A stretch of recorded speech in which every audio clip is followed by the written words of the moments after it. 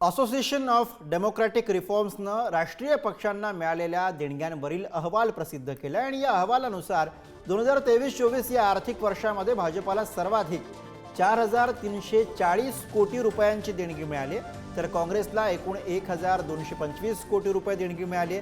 भाजपनं त्यांच्या एकूण उत्पन्नापैकी 2,211 कोटी रुपये खर्च केलेत, तर काँग्रेसने त्यांच्या एकूण उत्पन्नापैकी 1,025 कोटी रुपये खर्च केलेत। तर या अहवालानुसार आपच्या पदरामध्ये 22 कोटी रुपयांचं दान पडलंय, पण आपवरती आमदनी 98 खर्चा रुपये अशी परिस्थिती उद्भवली आहे, कारण आपने वर्षभरामध्ये 34 कोटी रुपये खर्च केलेले आहेत। या अहवालानुसार इतर पक्षांना एकूण 25 कोटी रुपयांची देणगी मिळाली।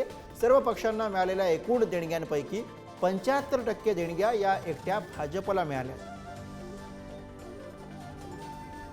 काही महत्त्वाचे मुद्दे आपण बघू। भाजपला 4,340 कोटींची देणगी मिळाली आहे। वर्षभरामध्ये भाजपनं 2,011 कोटी रुपये खर्च केलेत। काँग्रेसला 1,225 कोटींची देणगी, वर्षभरामध्ये 1,025 कोटी खर्च केले। आपला 22.68 कोटींची देणगी, वर्षभरामध्ये 34.9 कोटी रुपये खर्च केले।